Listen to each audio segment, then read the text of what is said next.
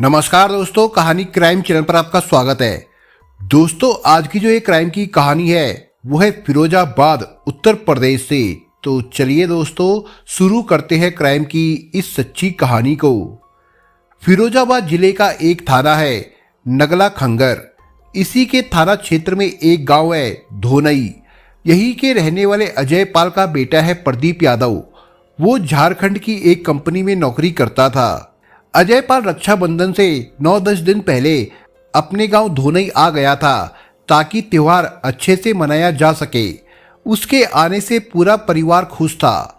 वजह ये कि नौकरी की वजह से अजय को झारखंड में रहना पड़ता था। वहां से वो कई महीनों में आ पाता था। करीब 8 महीने पहले अजय पाल की फेसबुक के माध्यम से एक युवती ज्योति शर्मा से दोस्ती हो गई थी। बाद में दोनों ने एक दूसरे को अपने मोबाइल नंबर भी दे दिए थे। इसके बाद मोबाइल पर दोनों के बीच बातों का सिलसिला शुरू हो गया था। बातों बातों में प्रदीप को पता चला कि ज्योति फिरोजाबाद जिले के गांव नगला मानसिंह की रहने वाली है। ज्योति ने बताया था कि वो बीए में पढ़ रही है। फेसबुक से शुरू हुई दोनों की दोस्ती धीरे धीरे आगे बढ़ने लगी। अब ज्योति और प्रदीप मोबाइल पर प्यार भरी बातें भी करने लगे थे।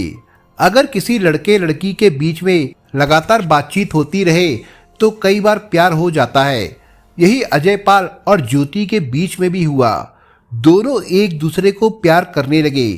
दोनों ने एक दूसरे पर अपने प्रेम को भी उजागर कर दिया। प्रदीप ने ज्योति को बताया कि वो भी फिरोजाबाद जिले के थाना नगला खंगर के गांव धोनई का रहने वाला है। ये जानने के बाद दोनों एक दूसरे से मिलने के लिए उतावले हो गए। लेकिन प्रदीप को कंपनी से छुट्टी नहीं मिल पा रही थी। अपने गांव जाने से वो इसलिए भी कतरा रहा था कि घरवाले पूछेंगे कि तुम अचानक क्यों आ गए। इसलिए प्रदीप ने ज्योति को बताया वो रक्षाबंधन पर घर आएगा तो उससे जरूर मुलाकात करेगा। प्रदीप अपनी प्रेयसी से मिलने को आतुर था, इसलिए उसने रक्षाबंधन से पहले ही घर जाने का फैसला कर लिया। उसने घर जाने के लिए छुट्टी ले ली थी। फिर वो रक्षाबंधन से 10 दिन पहले ही गांव आ गया। रक्षाबंधन 3 अगस्त को था। इस बीच उसकी ज्योति से फोन पर बातचीत होती रही। प्रदीप का गांव में ही दोस्त था सतेंद्र। वो गांव में ही खेती किसानी करता था। उसके पिता रामनिवास की मृत्यु हो चुकी थी। सतेंद्र फौज में भर्ती होने की तैयारी कर रहा था। 2 अगस्त की शाम 7 बजे सतेंद्र खेत से काम करके वापस घर लौटा था। हाथ मुंह धोकर उसने माँ से खाना परोसने के लिए कहा। माँ थाली परोसकर लाई ही थी कि सतेंद्र का दोस्त प्रदीप आ पहुंचा। प्रदीप ने इशारे से सतेंद्र को अपने पास बुलाया। प्रदीप ने उसके कान के पास मुंह ले जाकर धीमी आवाज में कुछ कहा। इस पर सतेंद्र बोला, खाना खाकर चलते हैं। लेकिन प्रदीप ने कहा, अभी लौटकर आते हैं, तभी खा लेना। इस पर सतेंद्र ने परोसी थाली छोड़कर माँ से कहा कि वो जरूरी काम से प्रदीप के साथ तिलियानी गांव जा रहा है, थोड़ी देर में लौट आएगा। और वो जाने लगा तो माँ ने कहा, बेटा खाना तो खा ले, अभी तो कह रहा था तेज भूख लग रही है। चिंता मत करो माँ, वापस आकर खा लूंगा। ये कहकर 23 साल का सतेंद्र अपने 24 साल के दोस्त प्रदीप की मोटरसाइकिल पर बैठकर उसके साथ चला गया। रात 8:15 बजे सतेंद्र के घरवालों को सूचना मिली कि सतेंद्र तिलियानी रोड पर नगला मानसिंह के पास लहूलुहान पड़ा है। ये सुनकर घरवालों के पैरों के नीचे से जमीन खिसक गई। घरवाले आनन फानन में घटनास्थल पर पहुंचे और घायल सतेंद्र को उपचार के लिए जिला अस्पताल ले गए। उसके माथे पर गोली लगी थी। उसकी गंभीर हालत को देखकर डॉक्टरों ने उसे आगरा रेफर कर दिया। घरवाले सतेंद्र को उपचार के लिए जब आगरा ले जा रहे थे तो रास्ते में उसकी मौत हो गई। पोस्टमार्टम के लिए उसके शव को जिला अस्पताल वापस लाया गया। सतेंद्र के शरीर में गोली ना मिलने की वजह से उसके शव का एक्सरे किया गया। पता चला कि गोली माथे में लगने के बाद पार हो गई थी। सुबह जब सतेंद्र की मौत की खबर गांव पहुंची तो सनसनी फैल गई। सभी उसे सीधा साधा बताकर उसकी हत्या पर शोक जताने लगे। उधर पुलिस की पूछताछ में सतेंद्र के भाई धर्मवीर ने बताया कि कल शाम 7 बजे जब सतेंद्र खाना खाने बैठा था तभी गांव का उसका दोस्त प्रदीप आया और भाई को जबरन साथ ले गया। धर्मवीर ने आरोप लगाया कि उसी ने भाई की गोली मारकर हत्या कर दी है। धर्मवीर की तहरीर पर पुलिस ने प्रदीप के खिलाफ धारा 302 के तहत हत्या की रिपोर्ट दर्ज कर ली। पुलिस ने प्रदीप को हिरासत में लेने के साथ साथ उसके मोबाइल को भी कब्जे में ले लिया और उससे पूछताछ शुरू कर दी। पूछताछ के दौरान प्रदीप ने पुलिस को बताया कि वो सतेंद्र के साथ तिरियानी गांव की ओर जा रहा था। इसी दौरान रास्ते में अचानक गोली चली और मोटरसाइकिल चला रहे सतेंद्र के माथे में आ लगी। उसने मोटरसाइकिल रोक दी। सतेंद्र को गोली लगने पर वो डर गया और अपनी जान बचाने के लिए वहां से भाग गया। हत्या का मामला आईजी ए सतीश गणेश तक पहुंचा। उन्होंने कहा, कहानी जितनी सीधी दिख रही है उतनी है रही। कोई पागल ही होगा जो अपने साथ किसी को उसके घर से लेकर आए और उसकी हत्या कर दे। इस मामले में गहराई से जांच कराई जाए। पुलिस को प्रदीप की बात गले नहीं उतर रही थी। पुलिस को लगा कि वो सच्चाई छिपा रहा है। सवाल ये था कि रात में दोनों तिलियानी गांव किससे मिलने जा रहे थे और क्या काम था। पुलिस प्रदीप से जानना चाहती थी कि हत्या से पहले क्या क्या हुआ था। अब प्रदीप के पास सच बताने के अलावा कोई दूसरा रास्ता नहीं था। पुलिस ने इस बारे में प्रदीप से सख्ती से पूछताछ की तो वो टूट गया। उसने पुलिस को बहुत बाद में बताया कि उसकी एक गर्लफ्रेंड है, ज्योति शर्मा। उसने ही उसे मिलने के लिए नगला मानसिंह मोड़ पर बुलाया था। दोनों उसी के पास जा रहे थे कि रास्ते में ये घटना घट गई।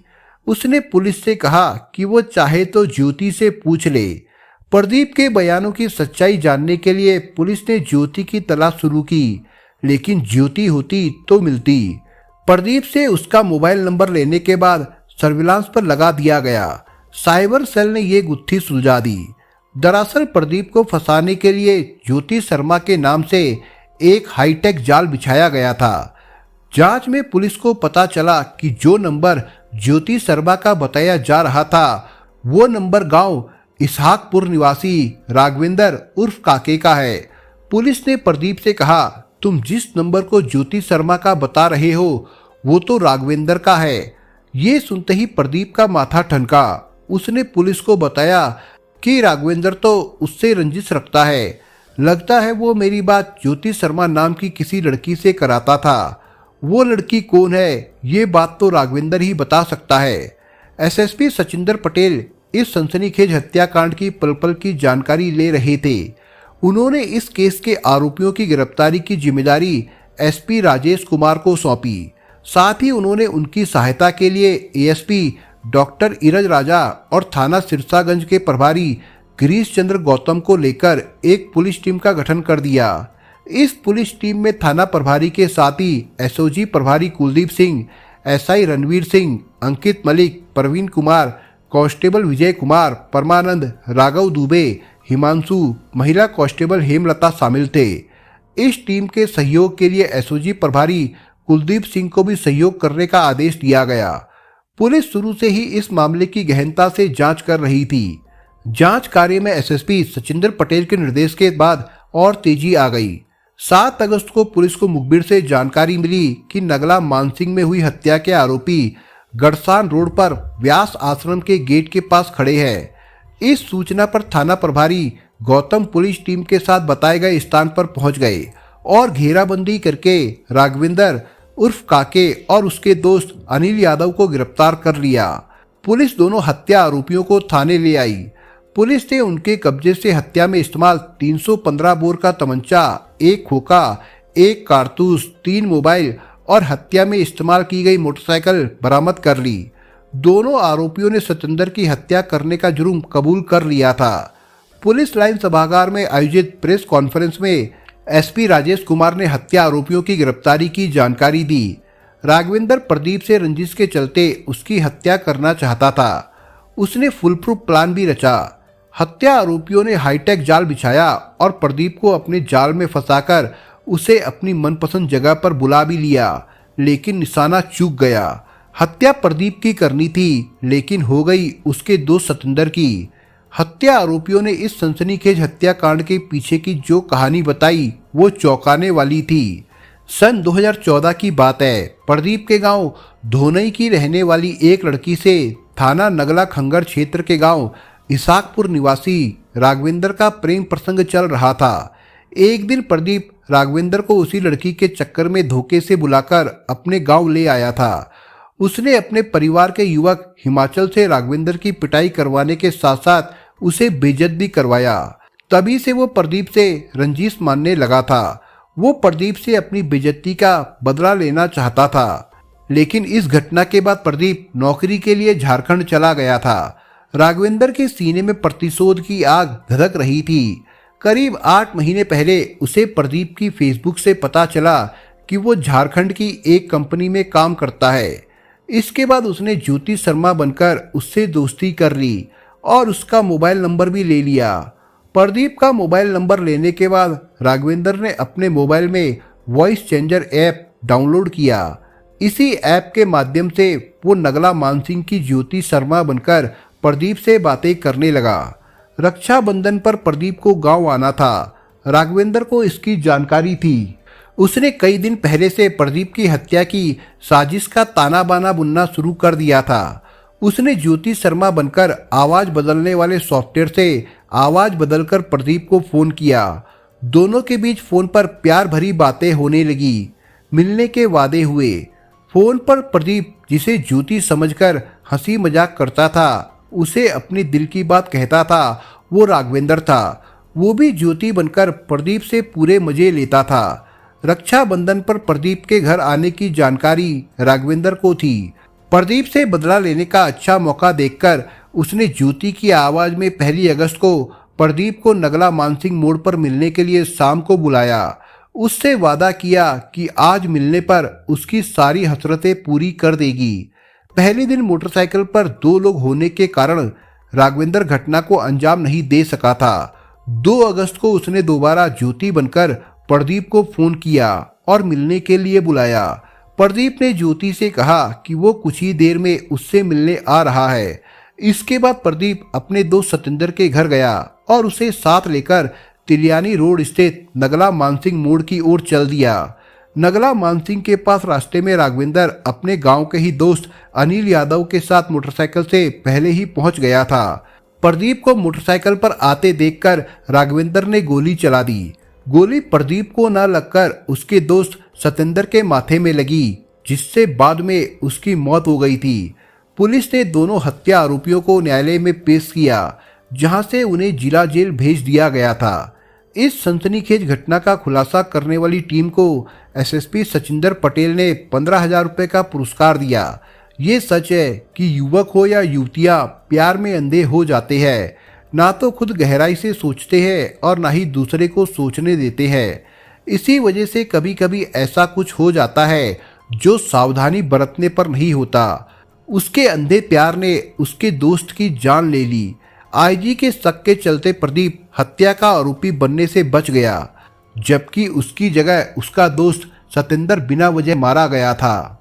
दोस्तों, इस कहानी के बारे में आपके विचार क्या है, हमें कमेंट बॉक्स में जरूर बताएं।